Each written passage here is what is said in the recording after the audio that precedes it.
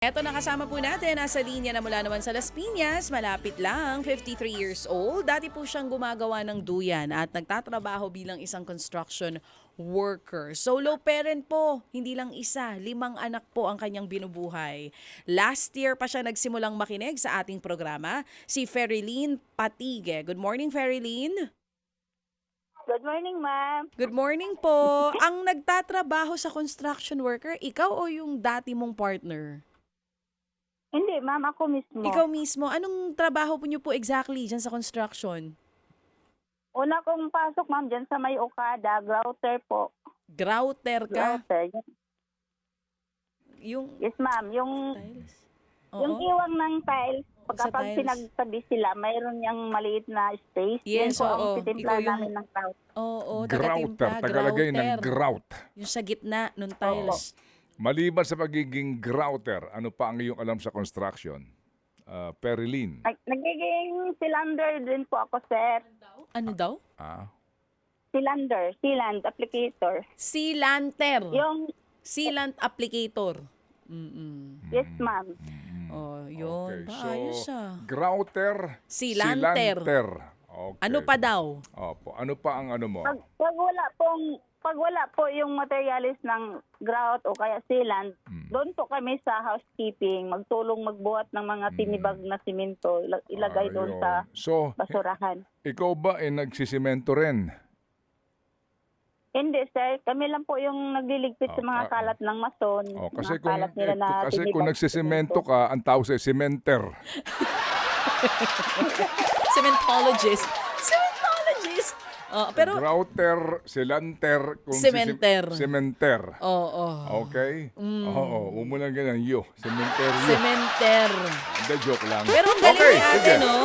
Sabi niya kanina, nagbubuhat din daw siya ng mga semento pagka wala kang Sige. ginagawa. Bago ang lahat, Ferilyn. Ferilyn. Yes, sir.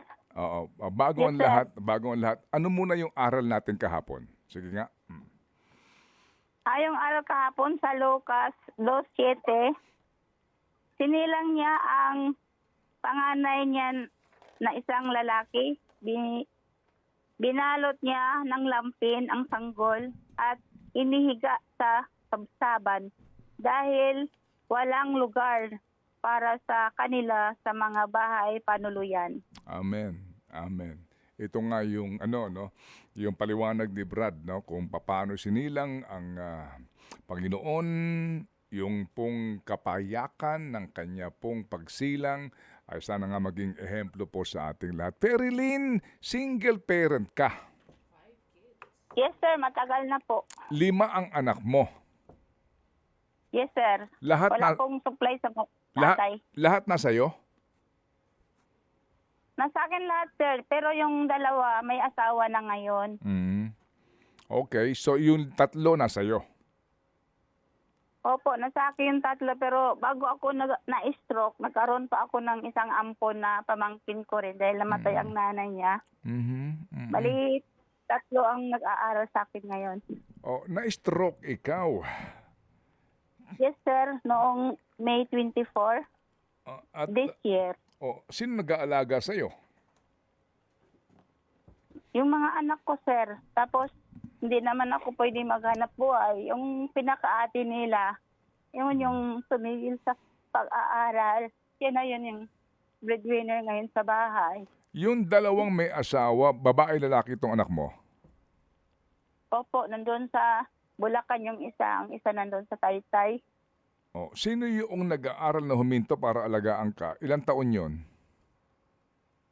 22, sir. Mag-23 Okay. ngayong August. Ito yung ate. So, ito yung pinakaati nila na first year college na sana. Kaso lang, Oo. nasigil na dahil. Tumigil. 16 at saka 13 itong 2 anak mo. Babae ito lalaki? Opo. Puro babae, sir. Okay. So itong 3 babae itong nasa iyo. Opo. Okay. Sige. Di, So ito yung ampon ko, lalaki po. itong 13? Di, yung ampon ko, lalaki. Ah, Nagkaroon kasi ako ng ampon bago na stroke. yung ampun mo ilang taon na? 9 years old. Okay, sige. Ganito, ang iyong premyo, Ferilyn, ay 2,000 sa mabalak gamitin. Sir, balak ko po bumili ng gamot ko panlusaw kasi nagkaroon kasi ako ng deep thrombosis. May 4 na bara dito sa ugat ng hita. Kaya hirap po ako maglakad. Yung hindi po mabili-bili na gamot yung panlusaw po sa namumuong dugo Okay. para malusaw. Magkano isa nun? Yung resita ng doktor, sir, 155 ang isa. Pero ang binibili ko lang, generic, 39 ang isa. Okay. Ilan ang kailangan mo? Ano yung resita, sir? Twice a day. Ngayon, Good for 3 months. Oo. Good for 3 months. Opo. Oo. Pero Nakainom ka hindi na? ko po yun nabili.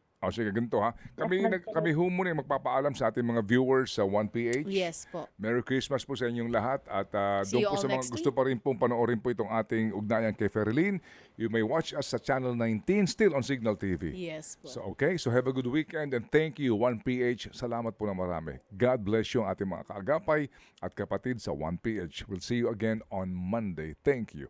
Balikan ko lang si Ferilyn ha, mabilis lang ito. Ferilyn, Sir, hindi ka pa nakabili ng kahit na isang gamot para dito? nakabili na po, sir, pa konti-konti kung merong pera.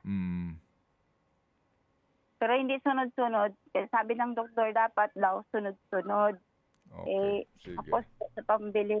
Kasi Oo. yung anak ko, binibigyan lang po niya ako ng 1,000 tuwing linggo kasi siya pa yung nagbibigay din sa nag-aaral kong grade 11 ng pamasay. Araw-araw, 100 ang Oo. allowance kasama pamasahe.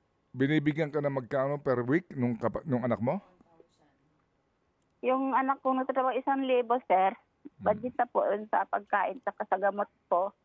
Kasi siya pa yung magbibigay din sa anak niya, sa anak kong isang nag-aaral na grade 11. Kailangan kasi mamasahe. Oo. Sino ito? Ito ba yung panganay nyo? Hindi po. Pangatlo ko, yung nagtatrabaho, sir, si lady, pangatlong anak ko. Itong pang-apat ko, si Judith, grade 11 po siya. Hindi, yung nagbibigay ka mo sila ng 1,000 bawat linggo. Sino yun? Si ano po, Anilin, yung pangatlo kong anak. Ito yung 22. Yes, sir.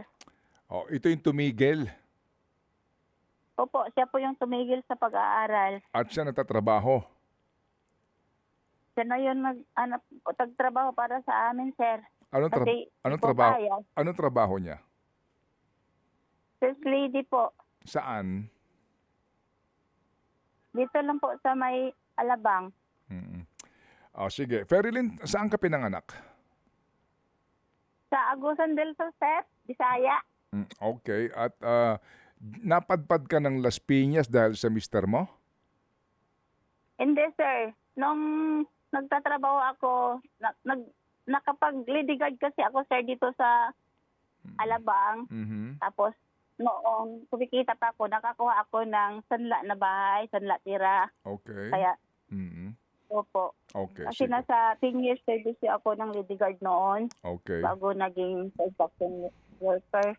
Sige. So itong dalawang anak mo na itong 16 tsaka 13, ang nagpapaaral dito, itong 22, itong kasama mo. Ano pangalan niya? Si Anilin po yung ate nila, Anilin, oo. nagtatrabaho. Okay. So siya din nagpapaaral sa kanyang dalawang kapatid, pati doon sa Ampon. Yes, sir. Ito kasi si Bunso, si Gilay, malapit lang dito sa bahay ang school. Okay. Si Okay. Judith kasi ang malayo, grade 11, kailangan pa mamasahe. Kaya Okay. yun yung susuportahan niya pamasahe araw-araw. Sige. So Pasok sa ganito. school. Alright. Ferilyn, ang kailangan mo ka mong gamot for 3 months, sunod-sunod ito. Magkano ang total nito? Set, please. Kailangan mo ng sa isang araw, magkano kailangan mong pera para dito sa iyong gamot? Yun lang po yung binibili ko, sir, kasi hindi siya available sa nahingi ko doon sa ospital. Marami akong gamot pa lang. Yan lang po ang wala doon. Yung panglusaw sa barado ko sa ugat. Okay. So, yan ay 78 pesos per day ka mo? Yes, sir. Okay. Times 30 days. Alright? So lumalabas na 2,340. Kung times 3 buwan yan, para nga tuloy-tuloy at makarecover ka at makapaglakad ka na ng maayos, 7,020 pesos ang kailangan mo. Okay? Ang laki. Oo, malaki, Hindi ko 7,000. kaya. Oo, hindi. Huwag ka mag-alala dahil kaya ni Happy Anonymous, no? Ganito, bibigyan ka namin ngayon sa ngayon lang, ng 10,000 piso. Wow. Thank you very much, sir. Oo. Thank Bigyan ka you. namin. Salamat sa mga anonymous. Thank you very much. Nakikinig ka lang sa radyo ngayon sa amin? Nasira po yung radyo, sir. Saan Natay ko yung radyo sa cellphone. Oo, sa Cellphone cellphone. anak ko. Okay, sige. So, bigyan ka namin ganito ha. Sa pauna pa lang ito, gusto namin makita, mabili mo na yung buong kailangan mo na 3 buwan para hindi mo na problemahin yon. Okay? Alright? Thank you very much po. O sige, ano siya? Oo. I-add pa natin to, galing sa mga Happy Anonymous natin. Si Happy W, nagpadala ng 2,000 piso at si Happy Yuri, 1,000 piso. 13,000. 13,000 Okay, sige. pesos ang papadala namin sa'yo. Okay, sige. So, 13,000 ito, Ferilyn, abangan mo yung tawag ng aming staff sa'yo. Total na 14? Alright, 14,000 dito. Papadala namin sa iyo. Ferilyn? Wow, salamat very much. Ang laki yun, ah. Salamat ng marami, sir. Salamat po ng marami sa Oh. mga tumutulong sa Happy Anonymous po. Thank you very much. God bless sa inyo. Ganito, Ferilyn, ha? Abangan ko yung video. Gusto kong makita itong mga anak mo.